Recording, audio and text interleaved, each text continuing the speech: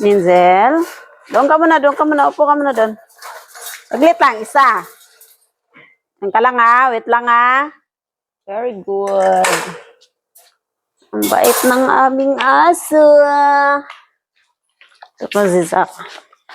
Wait lang, Zach. Wait a minute, Zach. Then si Cody. Cody boy? Boy? Are you hungry?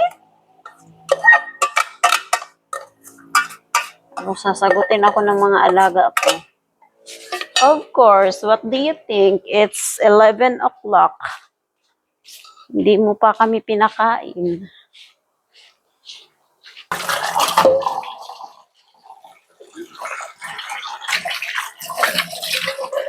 Magtimpla pa pala ako ng barbecue, guys, kasi nilabas ko na yung yung karne para matimplahan ko na.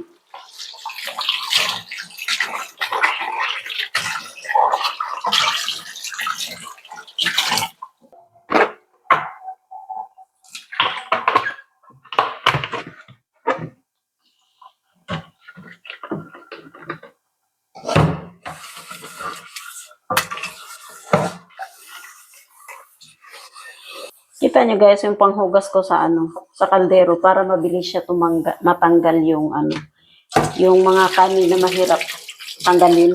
Susuka lang yung nilalagay ko guys.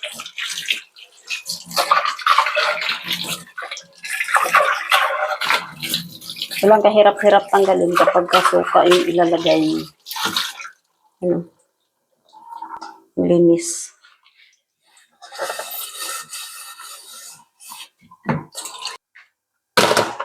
Ito yun, oh. Yung itong sauce, guys, hindi ko na siya itatapon kasi sayang. Ito naman yung titimplahan ko. I-slice ko pa to siya, eh.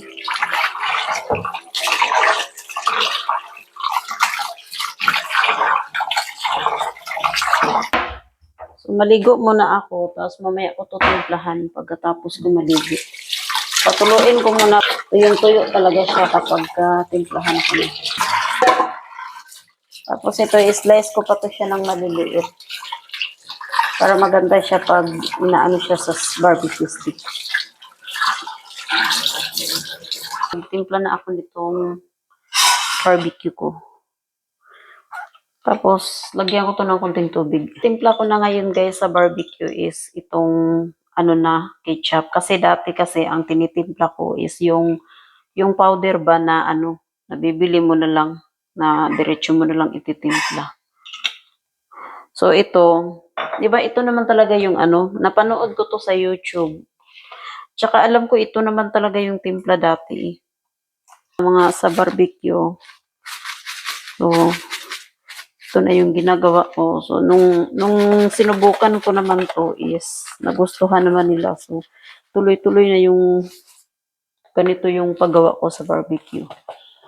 And, itong mantika.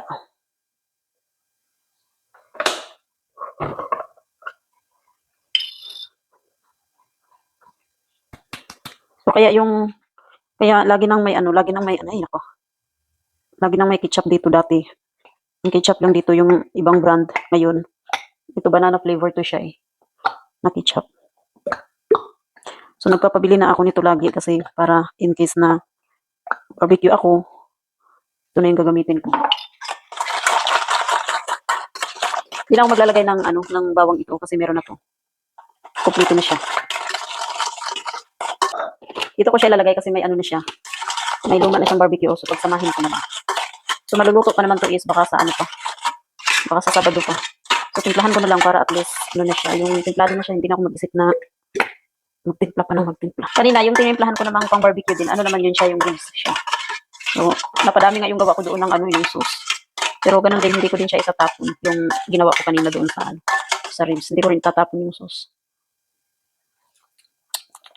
Napanood ko naman sa YouTube guys. Wala siyang hindi sila naglalagay ng mantika. Pero sa iba, yung friend ko naman na nagtitimpla siya ng ganito din barbecue. Ilalagyan niya ng mantika.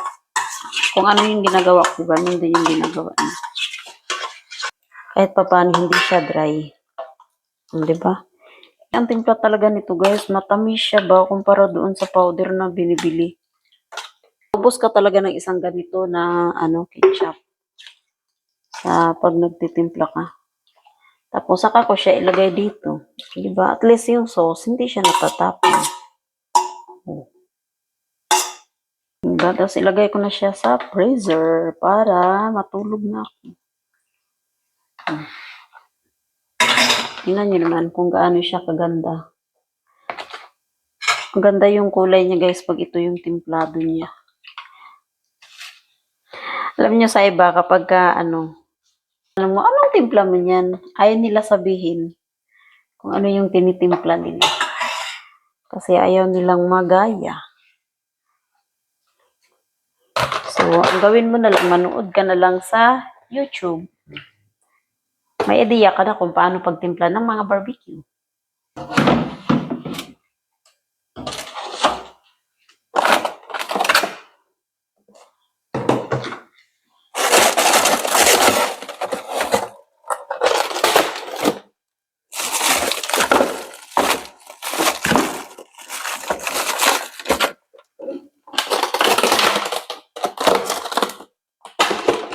Ito naman, guys, ano naman to yung pagkain ng aso. Yung buto-buto. Hindi ito sasarap. Bakit? Yun ang masarap ng sabaw nito.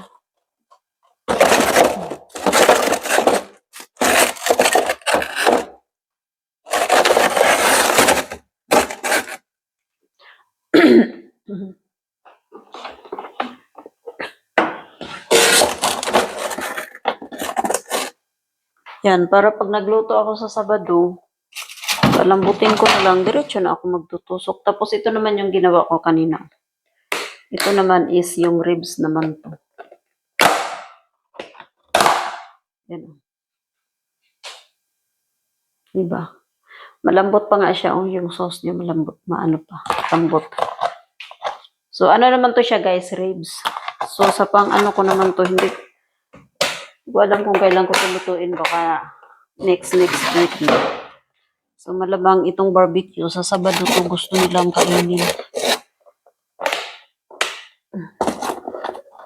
Diba? At least, dati kasi ang ginagawa ko, hindi ko muna tinitimplahan. Tapos, saka na paglulutuin ako, tinitimplahan ko. Kaso, parang hindi siya na-absorb, guys, sa pag yung ganun yung style. So, mas masarap talaga yung nakamarinate mo talaga.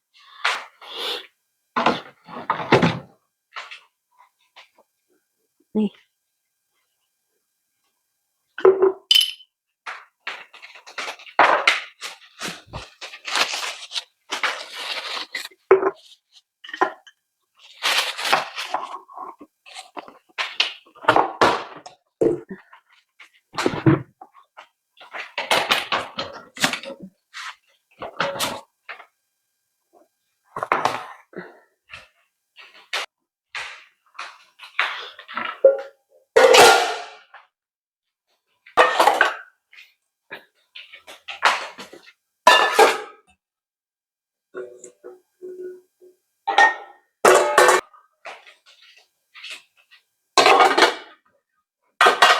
Alas 12 na. 1 o'clock na pala.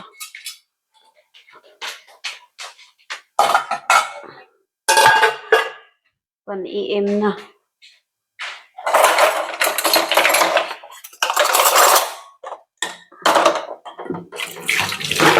Ugasan ko lang ito, tapos nakailog na ako.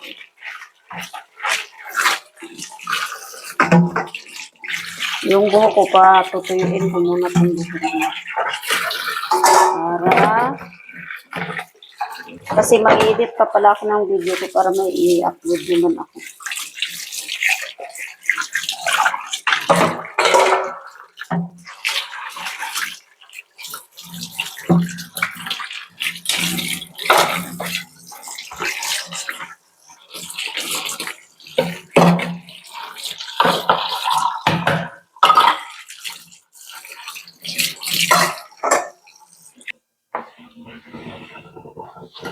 Hello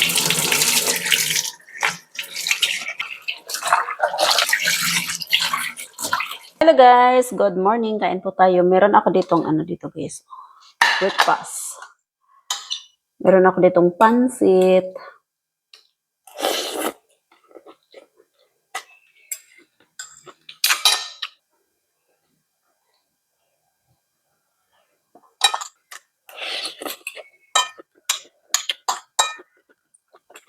Yung timpla ko parang medyo maano siya. Pagkainin mo siya ng solo yung pansit ko, na ginawa ko is para siyang maalat. Pero pagka may kanin, tama lang yung lasa niya. Pero dahil ang partner ko is tinapay.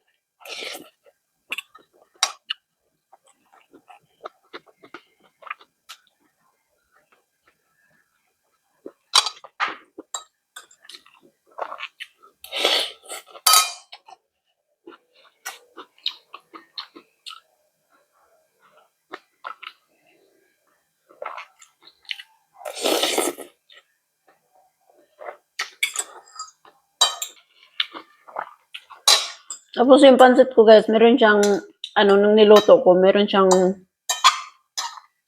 ano ba, sabaw-sabaw. Kaya yung gawa ko is hindi siya dry.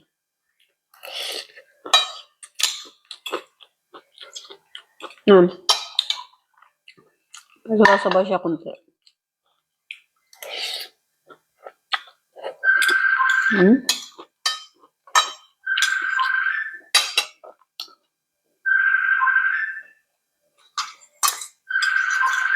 So, pag nagluto kayo ng pansit, guys, mas okay yung mas maraming sabaw kasi sumisip-sip yung pansit. So, pagka marami ang sabaw, hindi siya agad-agad na uubos ng sabaw.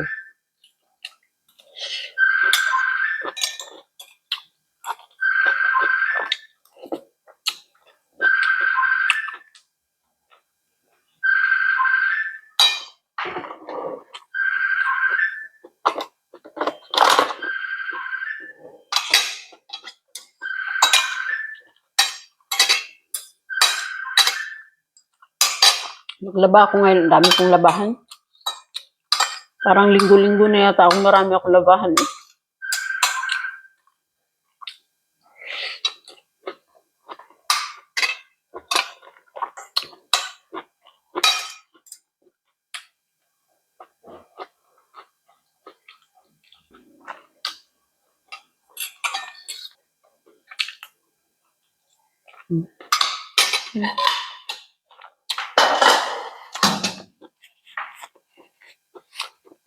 So, maglaba muna ako, guys.